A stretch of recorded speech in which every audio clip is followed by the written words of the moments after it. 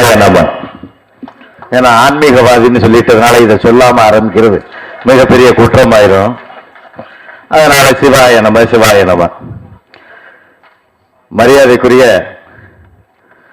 தமிழ் திரைப்பட தயாரிப்பாளர்களுக்கும் இங்கே வருகை தந்திருக்கிற தொழில்நுட்ப கலைஞர்கள், இயக்குநர்கள் மற்றும் இங்கே இசை விழாவில் கலந்து கொள்ள வந்திருக்கும் எனது நண்பர்களுக்கும் எனது முதற்கண் நன்றியை தெரிவித்துக் கொள்கிறேன். மதிகட்டான் சாலை, ஒருவனுக்கு மதி கெட்டுவிட்டால் எவ்வளவு தோல்வி அடைகிறான் என்ற அர்த்தம். மதி சரியாக இருந்தால் எவ்வளவு வெற்றி அடைகிறான் என்ற அர்த்தம். பார்க்க போனால் சில நேரங்களில் பெரிய மனிதர்களுக்கே மதி கெட்டு பெரிய தோல்வியை தெளிவிடுகிறார்கள். இந்த படத்தினுடைய இயக்குனர் பட்டுராஜன் அவர்கள் மிகவும் சுறுசுறுப்பானவர். சில இசை வெளியீட்டாருக்கு வரும்போதெல்லாம் சமீப காலமாக சோகத்தோடு உள்ளே நுழைவார்கள். என்னத்தை இசையை போட்டு அப்படியே இசையை போட்டாலும், என்னத்தை ஃபர்ஸ்ட் பிரிண்ட் ஆகி அப்படியே ஃபர்ஸ்ட் பிரிண்ட் முதல் பெரிதை தயார் பண்ணாலும், என்னத்தை தேட்டருக்கு போய் என்னத்தை ஓட போறாங்க, ஓடவா போகுது. ஆனா இந்த இன்னிசை வருகின்றவர் அனைவரும் முகத்திலே மகிழ்ச்சி தழுவியது. காரணம், கண்டிப்பாக இனிமேல் படங்கள் எல்லாம் சிறப்பாக ஓடும் என்ற நம்பிக்கை. அது எதனால் என்று எனக்கு தெரியவில்லை. அவ்வளவு நம்பிக்கையோடு உள்ள நடுவர்கள் முகத்திலே மிகவும் மலர்ச்சி, ஒரு மகிழ்ச்சி தெரிந்தது. அந்த வகையில் இந்த படத்தில் எனக்கு ஒரு நகைச்சுவை பகுதி எனக்கு வழங்கினார் இயக்குனர் அவர்கள்.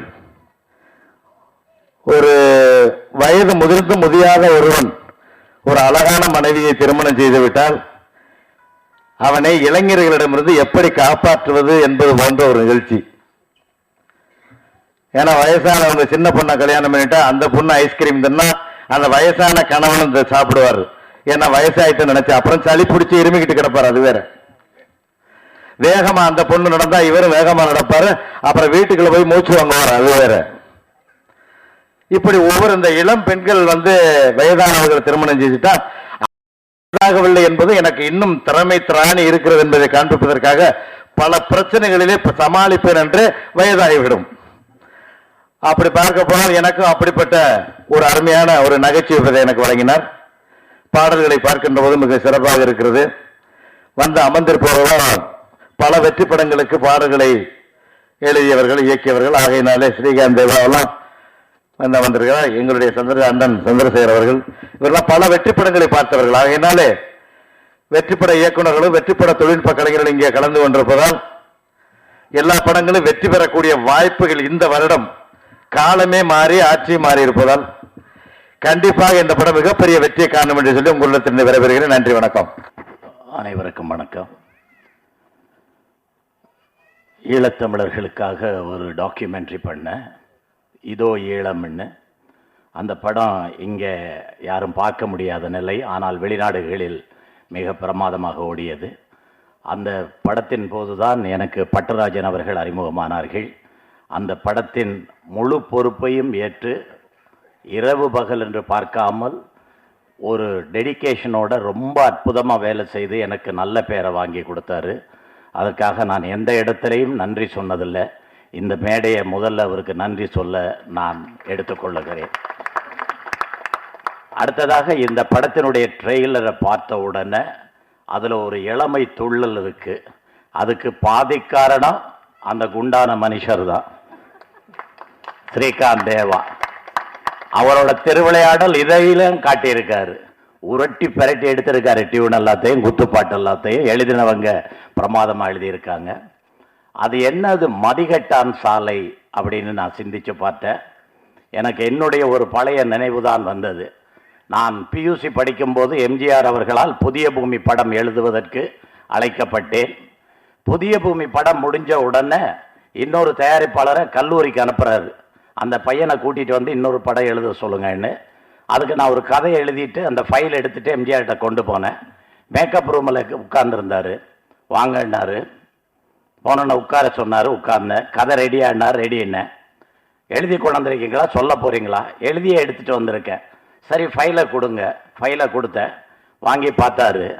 முதல்ல அட்டையிலேயே நான் எழுதியிருந்த டைட்டில் ஏழை அழுத கண்ணீர். பேனா வச்சிருக்கீங்களான்னு கேட்டார். இருக்குன்னு எடுத்து கொடுத்தேன். முதல்ல அதை அடித்தார். என்னடா இது கதையை கூட படிக்கலையே, டைட்டிலை அடிக்கிறாரேன்னு நினைச்சேன்.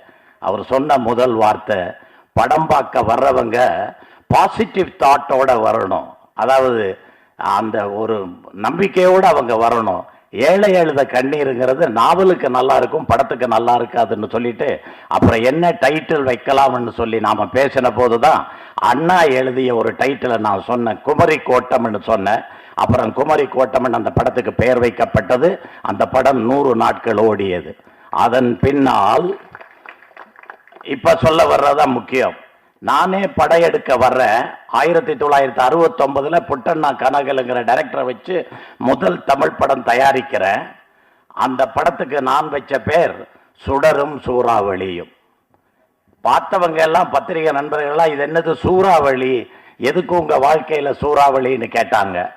அடுத்து பார்த்த பாலச்சந்தர் அவர்கள் இயக்குனராக வந்தபோது முதல் படம் வைத்த பெயர் நீர்க்குமிழி. நீர்க்குமிழிங்கிறது நிற்காது, உடைஞ்சு போயிடும். ஆனா அந்த படம் பெரிய வெற்றி அடைந்தது. பாலச்சந்தர் சார் இன்னைக்கு ஒரு சிகரமாக இருக்கிறார்கள். அது போல மதி இல்லாதான் சாலை என்று சொல்லவில்லை, மதி கெட்டான் சாலை என்று தான் சொல்லி இருக்கிறார்கள். சோ மதி கெட்டால் என்ன நடக்கும் என்பதை சொல்லி இருக்கிறார்கள்.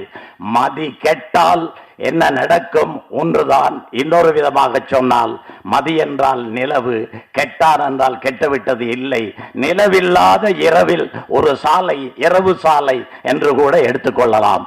ஆனால் மதி கெட்டான் சாலை படத்தை, ட்ரெய்லரை, பாடல்களை பார்த்த பின் நிச்சயமாக பெருவெற்றி அடையும் என்ற எண்ணம் எனக்கு தோன்றியது. ஆகவே இப்போது டைட்டில்களை பற்றி கவலை இல்லை. வேலை செய்கின்றவருக்கு நம்பிக்கை வேண்டும். அந்த நம்பிக்கை நிச்சயமாக பட்டுராஜனுக்கு இருக்கிறது. ஒரு பழமொழி சொல்லுவார்கள், எந்த புத்தில் எந்த பாம்பு இருக்கோ தெரியாதுன்னு. அப்படித்தான் தமிழ் பட உலகம் நம்பிக்கொண்டிருக்கிறது. எந்த புத்துல எந்த பாம்பு இருக்குமோ தெரியாது, பாம்பு வரும்னு. படையெடுக்கிறதுக்கு பாம்பு வரும்னு. ஆனா வர்றதெல்லாம் பார்த்தா பெருச்சாளி வரும், எலி வரும், கரையான் வரும், பாம்பு வராது. இங்க உண்மையா பெரிய பாம்பு வந்திருக்கு, நல்ல படம் எடுத்திருக்கு. அதனால நல்ல படம் பார்த்தா இது வரும். இவர்கள் அனைவரும் நன்றாக வாழ வேண்டும், நிறைய படங்கள் பெற வேண்டும், நிறைய படங்களை எடுக்க வேண்டும். கதாநாயகன், கதாநாயகிகள், அந்த நடித்தவர்கள் இளமையோடு இருக்கிறார்கள். அந்த கதாநாயகி யாரோ ஒரு பழைய கதாநாயகியை நினைவுறுத்துகிறார். அந்த அளவு வெற்றி அவர்கள் பெற வேண்டும் என வாழ்த்தி விடைபெறுகிறேன். நன்றி, வணக்கம். மேடையில் இருக்கும் நண்பர்களுக்கும், வந்திருக்கும் பத்திரிகை நண்பர்களுக்கும், தொலைக்காட்சி தோழர்களுக்கும் என்னுடைய வணக்கம். முதல்ல ஒரு சின்ன திருத்தம். தமிழ்நாடு திரைப்பட தயாரிப்பாளர் சங்க தலைவர்னு வந்ததுலேருந்து சொல்லிக்கிட்டு இருக்காங்க. தலைவர்னு நீங்கள் இன்னொருத்தரம் சொன்னீங்கன்னா இன்னொருத்தர் கேஸ் போட்டுருவாங்க. அதனால் நான் தலைவர் இல்லை. இப்போ தலைவர் பொறுப்பு வச்சுக்கிட்டு இருக்கிற ஒரு தற்காலிகமான துணைத் தலைவர். அது திருதிங்க. இன்விடேஷன் கொடுக்க வரும்போதே நண்பர்கள்ட்ட சொன்னேன், தலைவர்னு போடாதீங்கப்பா. நான் இல்லை இல்லைன்னு சொன்னாலும் மற்றவங்கெல்லாம் ஆமாமான்னு சொல்லி கேஸ் போட்டுக்கிட்டு இருக்காங்க அப்படின்னு சொன்னேன். நன்றி, வணக்கம். முதல்ல எல்லாருக்கும் என்னுடைய வருத்தத்தை மன்னிப்பு கேட்டுக்கொள்கிறேன். நான் தாமதமாக வந்ததற்காக. சொன்னால் எப்போவுமே கரெக்டாக வர்றவன், இன்னைக்கு என்னால் வர முடியல. காரணம் சொன்னது தப்பு. ஆனால் இங்கே பேசுறவங்க பூரா இந்த படத்தின் வெற்றியை பற்றி ரொம்ப அழகாக சொன்னாங்க. அதுக்குண்டான காரணங்கள், இயக்குனரை பற்றி எனக்கு அவர் பழக்கம் இல்லை. ஆனால் இங்கே பேசின அத்தனை பேரும் அவருடைய திறமையை பற்றி சொல்லும்போது எனக்கு ரொம்ப பெருமையாக இருந்துச்சு. எனக்கு என்னுடைய 30 ஆண்டு காலத்துக்கு முன்னாடி நான் போயிட்டேன். நான் அதாவது ஒரு உதவி இயக்குனராக இருக்கிறவன் அந்த இயக்குனருக்கு ஒரு நாள் அவன் போகலைன்னா ஐயோ அவன் இல்லையே அப்படின்னு ஒரு ஃபீலிங் வரணும். அதை அவர் இங்க இருக்கிற மற்ற பேசின அத்தனை பேர் அதை பற்றி சொல்லும்போது அவருடைய அடித்தளம், அஸ்திவாரம் எப்படி அப்படின்றது எனக்கு புரியுது. எனக்கு குணநாதன் சார்ட்ட நான் உதவியாளர் நான் வேலை செஞ்சிருக்கிறேன். அதில் ஒரு நாள் நடந்தது அவருக்கு ஞாபகம் இருக்குமோ இல்லையோ தெரியல. அப்பப்போ நான் சண்டை போடுவேன், ஏதாவது சண்டை போட்டு வந்துடுவேன். ஒரு நாள் கோச்சிக்கிட்டு அவர்கிட்ட நான் உதவியாளனாக இருக்கேன். ஒரு நாள் போகலை. அப்போ அவரது ஒருத்தர் தான் அப்போ சிவாஜிக்கு பிறகு செவர்லெட் கார் வச்சுருந்த, இல்லை சார், ஒரு செவர்லெட் கார் காலையில் ஒரு 9:30 இருக்கு. நான் கோடம்பாக்கத்தில் அது 3 ஸ்ட்ரீட். அந்த செவர்லெட் கார் என் வீட்டுக்கு முன்னாடி நின்றுட்டு சேகர் அப்படின்னு கூப்பிடுறாரு. சேகர் கூப்பிட்டு, ஏய் சேகர் அப்படின்னு கூப்பிட்டாரு. மேல இருந்து எட்டி பார்த்து, என்ன பண்ற நீ, இறங்குமா அப்படின்னாரு. அப்படி ஒரு நாள் போலனா கூட அந்த உதவி இயக்குனரை தேடி வந்த பெருமை அது வேற விஷயம். அந்த பெருந்தன்மை அவருக்கு இருந்தது. நம்மளை தேடி வந்த மாதிரி நான் நடந்துகிட்டேன்ற பெருமையும் எனக்கு இருந்தது. அதைத்தான் இவர் இப்ப பேசணுங்க பூரா சொன்னாங்க.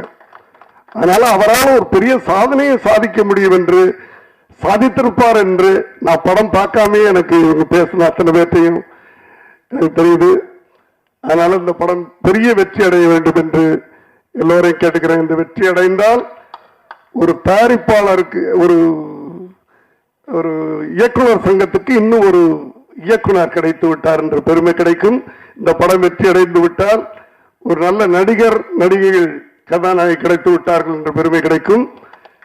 ஒரு நல்ல தயாரிப்பாளர் கிடைத்து விட்டார் என்ற தயாரிப்பாளராக ஒரு பெருமை கிடைக்கும்.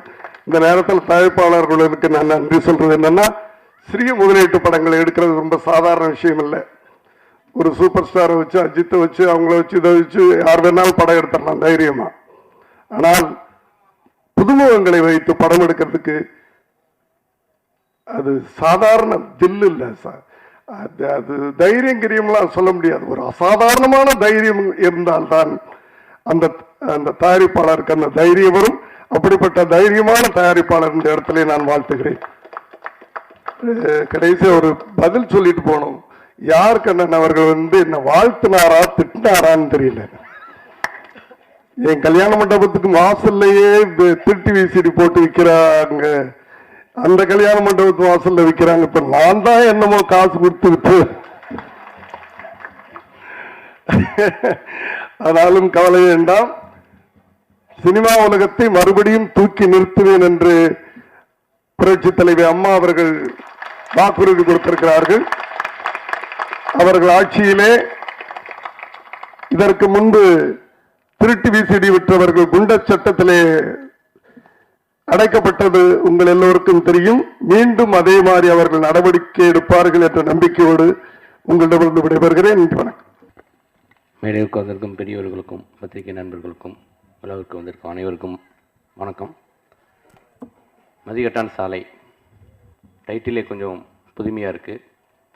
அந்த ட்ரெய்லர் ரொம்ப இன்ட்ரெஸ்டிங்காக கட் பண்ணியிருந்தாங்க.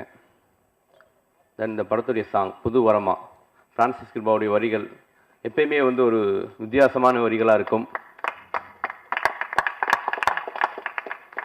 ரொம்ப பிடிச்சிருந்துச்சி. முக்கியமாக ஸ்ரீகாந்த் சேவா சார் குத்து சாங் ரொம்ப நல்லா பண்ணுவான்னு எல்லாருக்கும் தெரியும். இந்த படத்தில் அழகாக 2 மெலோடி பண்ணியிருக்காரு. ரொம்ப நல்லா இருக்குது.